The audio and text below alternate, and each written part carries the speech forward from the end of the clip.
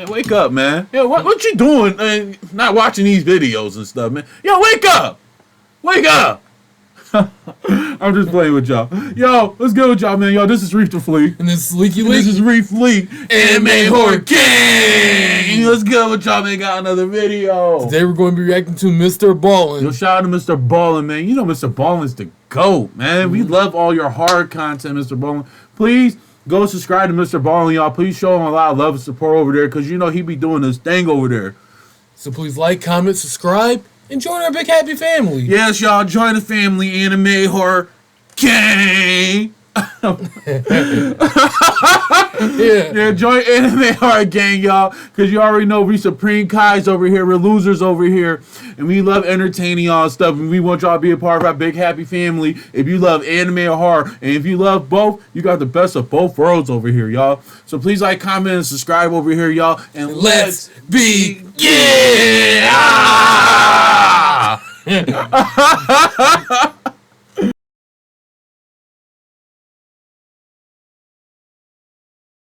Alright, y'all, so this is another Mr.Ballen video. It's called Her Dev Touch Baffled Doctors. Okay, y'all, so we're gonna check this out. This is a new one that he just made recently. So we're gonna get right into it. You already know Mr.Ballen, man. He always be throwing some bangers out there and stuff. So we're definitely gonna check this out. Let's see what he got for us. In 1994, a 31-year-old mother was rushed into an emergency room in California with a severely elevated heart rate, her blood pressure was very low, and she was struggling to breathe. As soon as she arrived, the doctors and nurses in this ER, who were very accustomed to getting patients like her, got right to work. And as they're treating her, one of the doctors noticed something very strange about the patient. But before this doctor could tell the other nurses and doctors about this anomaly, there was this loud thud inside of the trauma room they were inside of. And then before long, there was another thud, and then someone started screaming. And then minutes later, the entire hospital would be evacuated.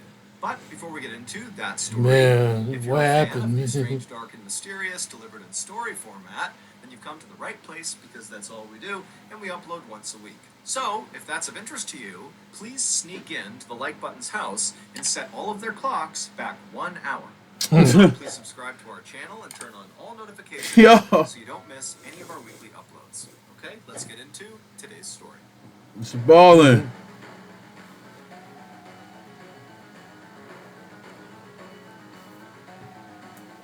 Let me chill. Trauma room number 1. On the night of February 19th, 1994, a man in Southern California called 911 because his girlfriend was struggling to breathe. When the 911 dispatcher picked up this man's call, he was very distraught and asked them to please send an ambulance as fast as you possibly can. But despite how upset this man was on the phone, he was not actually surprised this situation was unfolding. His girlfriend, 31-year-old Gloria Ramirez, had been diagnosed with terminal cervical cancer just 6 weeks earlier. Let me chill. Doctors had told her that she likely did not have much time. She got a nice smile. Making this even more tragic, Gloria had actually gone into the hospital a few years earlier with symptoms and signs that she likely had cancer, but the doctors missed it. Had they caught it back then, they likely could have saved her. Still, after receiving her very grim diagnosis just a few weeks earlier, Gloria had resolved to fight her cancer as best as she could. After all, she had a lot to lose. Gloria had 2 young kids. She had a boy and a girl who were 9 and 12 years old respectively. And Gloria absolutely adored them and really devoted her life to them. In the evenings, she would play with them and help them with their homework, and the whole time she'd be cracking jokes to make them laugh and smile. And then even when Gloria was not actively parenting her kids, she was always a very positive presence in their lives. She was optimistic, she was happy, she was upbeat, and oftentimes she could be found wandering around with a big smile on her face, singing a religious hymn to herself. So, when Gloria got this terrible news that she had late-stage cancer, she was obviously terrified and sad, but she was also very determined to find a way to survive, because she knew her kids still Please fight. Around the time Gloria was diagnosed, That's sad that people be having that, man. Like, treatment for her cancer at the end of February, so she had a few weeks to wait. And so during this waiting period, Gloria found herself spending a lot of time researching her disease, looking for things she could be doing on her own right now to make herself feel better or even potentially increase the odds of her survival. So, on February 19th, when Gloria told her boyfriend that she was starting to have some issues breathing, the boyfriend didn't hesitate for a second to call 911 because he knew firsthand from living with Gloria that she was desperate to survive, and so any changes in her symptoms needed to be treated like an emergency. It was around 8 p.m. that night when the ambulance pulled up in front of Gloria's home. Paramedics climbed out, they rushed over to Gloria, they put her on a stretcher, they gave her a mask with oxygen, and then they loaded her into the back of the ambulance, and then seconds later they were flying down the road with their sirens blaring. While they sped toward the hospital in Riverside, which is a city about an hour east of Los Angeles, one of the paramedics on board the ambulance called ahead to the Riverside Hospital emergency room to talk to one of the doctors. And the doctor who answered was a 33-year-old woman named Dr. Julie Gorchinsky. And she loved her job. She loved the thrill and excitement and challenge of working in a big city emergency room. And so she takes this call, the paramedics tell her that they have a patient who has terminal cancer, she's having a hard time breathing, and her heart rate is becoming very unstable to the point where if it's not controlled soon, it's going to kill her. And they told Julie man. 5 minutes. And so Julie, she hangs up the phone and immediately began preparing for receiving a critical patient, as well as getting trauma room 1 ready, which is where Gloria would be treated. Now, as bad as this situation was for Gloria, for Julie and the other nurses and doctors in this emergency room, this was kind of business as usual. They were used to receiving patients that were in very rough shape. And so as Julie and the rest of her medical team waited for this ambulance to arrive, none of them were worried that they wouldn't be able to handle this patient. They thought tonight was going to be as routine as any other night.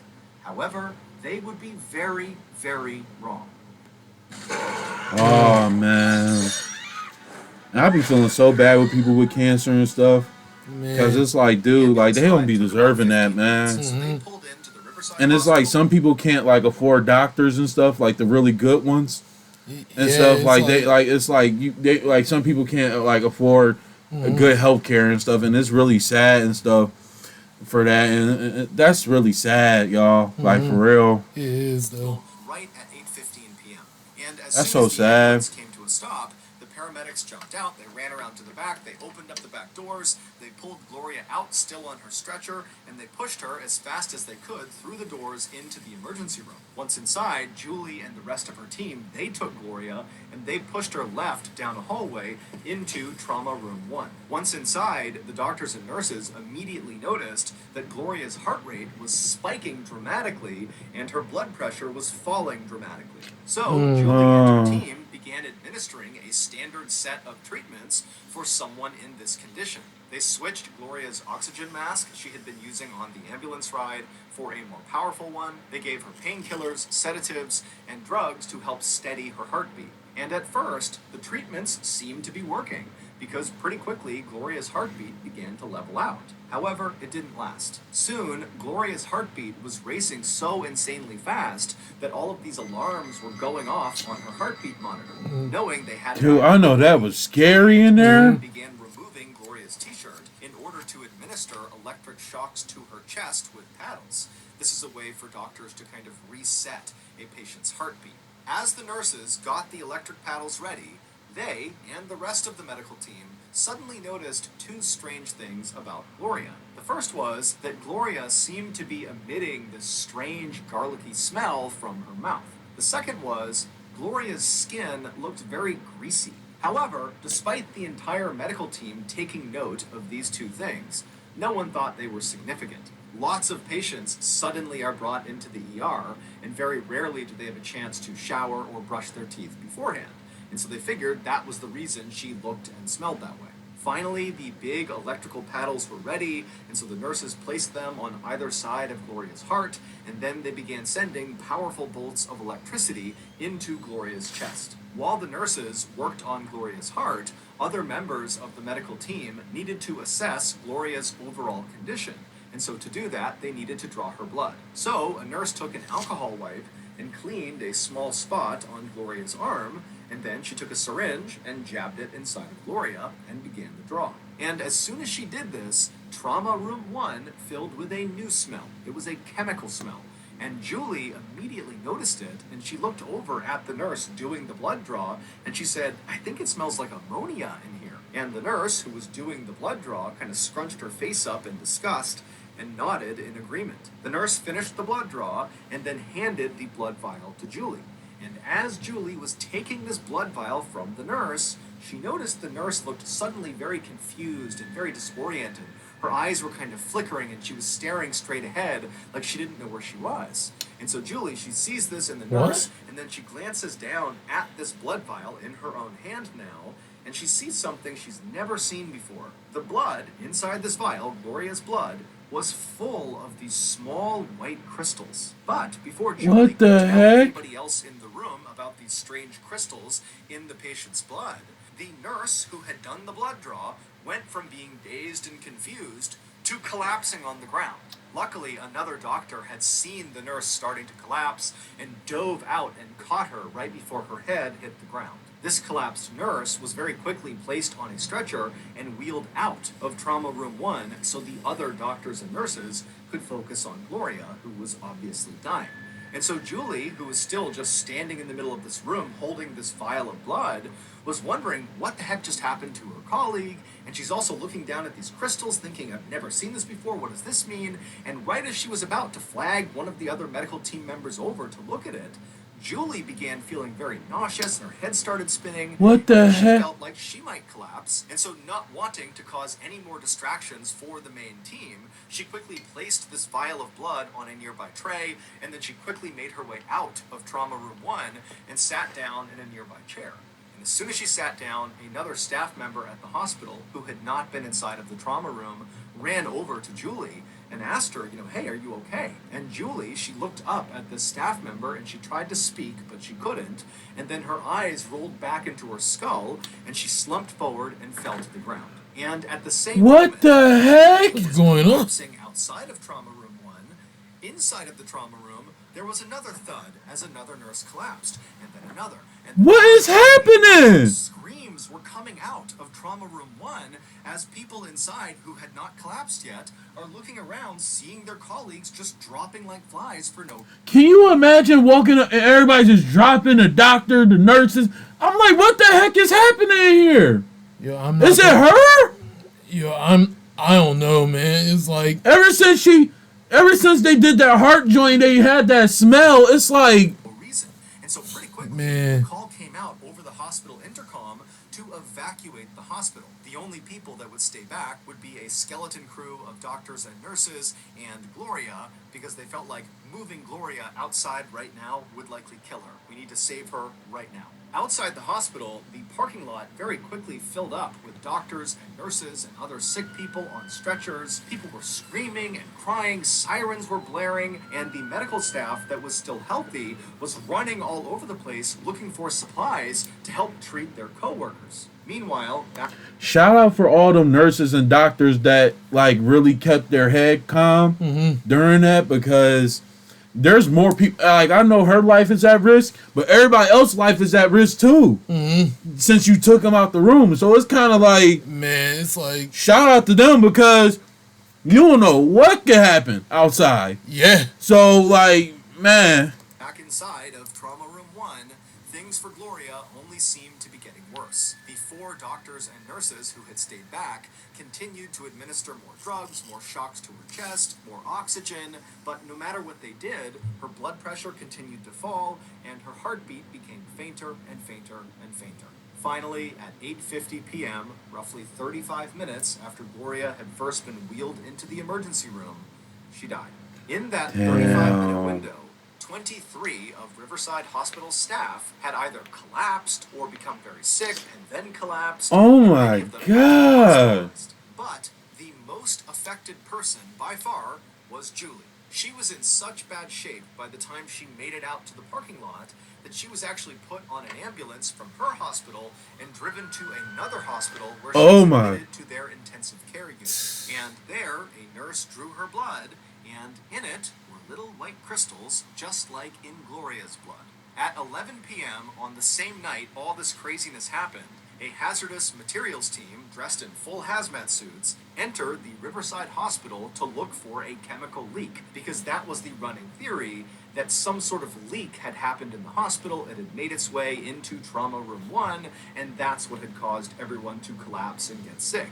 But despite an extensive search, the hazmat team did not find any leaks. Stumped, authorities decided to just be extra careful around this hospital and around Gloria's body until they figured out what had happened, because the fear was there was some sort of unknown or hidden toxin either in this building or on or in Gloria's body. 6 days after the incident, inside of a special airtight room while wearing full body protective suits, doctors performed an autopsy on Gloria. And they discovered there was absolutely nothing toxic inside of her. In fact, the autopsy only revealed that Gloria had died of natural causes. Her cancer had caused her heart and her kidneys to fail. Meanwhile, although the other medical staff members who had gotten sick inside of Trauma Room 1 had mostly recovered, Julie just could not seem to get any better. She had breathing problems and pancreatitis, which is the inflammation of the pancreas, and it's very painful, and her bones were literally just starting to die, leaving her in a wheelchair. Gloria's family blamed Riverside Hospital for Gloria's death, insisting that these toxic fumes that must have been present inside of Trauma Room 1 came from the hospital, and those fumes are responsible for happening to the staff, and they are responsible for killing Gloria. And in fact, 3 times in the 3 years leading up to Gloria's death, Riverside Hospital had had some issues with hazardous materials making their way into the hospital. There was sewer gas that came in from a drain. There was a toxic gas that was created from a sterilizer that made 2 people in the hospital sick. And some of the hospital's water was found to have algae in it. But the hospital said they checked their hospital, there was no leak, we did not cause whatever toxic fumes were inside of Trauma Room 1. So what was it? We are not responsible for what happened to our staff or what happened to Gloria. Riverside Hospital would be searched again and again for some sort of leak. Also, Gloria's home would be searched for toxic gases, and Gloria would be autopsied 2 additional times. But no one could find anything toxic anywhere. So, eventually, California's Department of Human and Health Services came forward and said they had the answer to what had happened inside of Trauma Room 1. They said it was mass sociogenic illness. Mass sociogenic illness is when a group of people all believe they have the same illness, even though there's nothing wrong with any of them. It's caused by fear and anxiety. Basically, the state of California was saying that Julie and the other 22 staff members who had gotten sick and collapsed had just pretended. They were making it up. As for Gloria, they said she just... Okay, just be honest with me.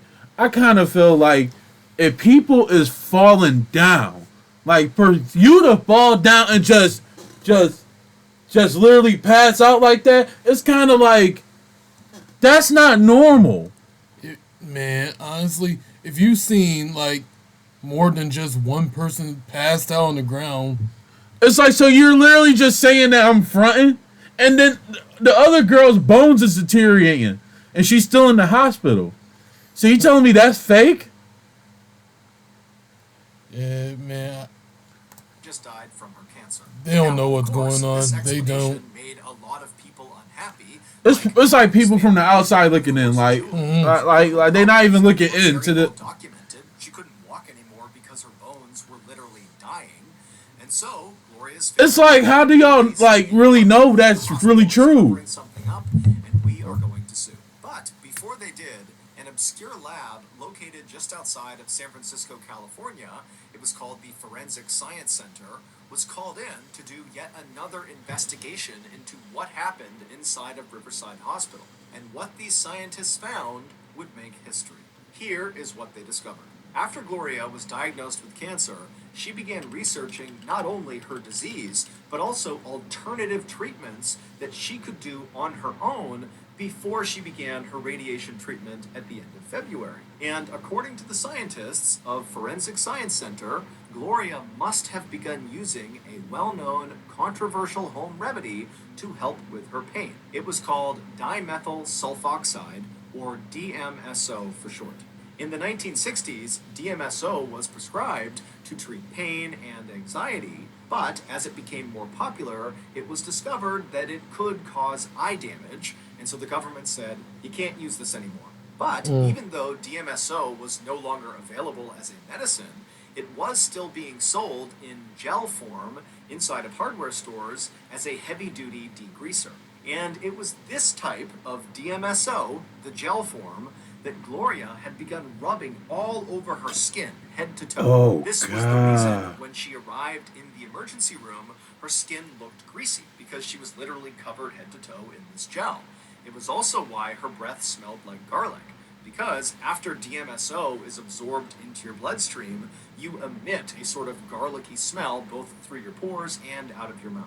But the discovery that Gloria had been using DMSO did not account for why all these people in the hospital began collapsing and falling ill when they were around her. It turned out, on the night that Gloria's boyfriend called 911 because Gloria was suffering from breathing problems, Gloria was also suffering from another medical issue, but it was so minor, the boyfriend didn't think to bring it up to the 911 dispatcher or to the paramedics when they arrived. And this Why wouldn't you? medical condition that Gloria had was a... Like, if one of your loved ones is going to the hospital and they said, did they ever have any other medical histories and stuff? Yeah, like, he had knee surgery a long time ago. Yeah, he had another heart problem a long time ago that he went to the hospital. You gotta let them know this so they could, like... No matter how minor it is, you gotta let them know that. That's important. a urinary tract Bruh! infection, which is an infection in any part of the urinary system. These are very common and usually very easy to treat.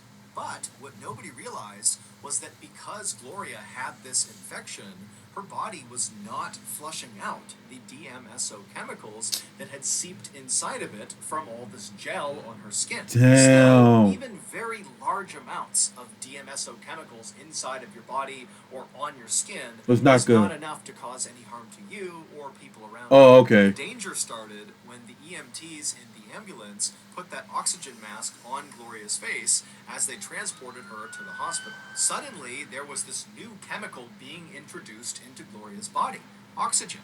And the scientists from the Forensic Science Center said this new chemical, oxygen, began interacting with the DMSO chemicals trapped inside of Gloria's body, and together they formed a new chemical. Now, if Gloria had gotten to the hospital and responded more positively to the treatments and medicines that the doctors and nurses at the ER gave her, then Julie and the rest of the staff inside of that hospital would never have gotten sick.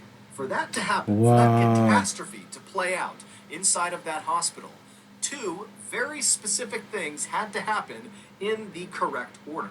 And they did.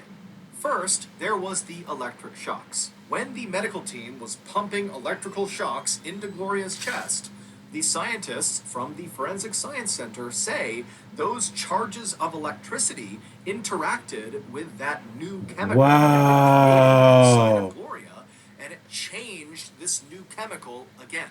And this time, the change made the chemical deadly. It became what's known as dimethyl sulfate, which was used as a chemical weapon in World War I. Once Gloria received those shocks to her chest, her body basically became a canister of nerve gas. And then one of the nurses drew... And then they talking about they're faking it. Then they talking about they're faking it. Like, you're not even there. So all that made her into like a chemical nerve gas. Like, how you going to assume something that you're not even there? You're just watching it from home on TV. People, man. People, man. Second event that ultimately set off the catastrophe. Emergency rooms are typically kept fairly cold, roughly 66 degrees Fahrenheit.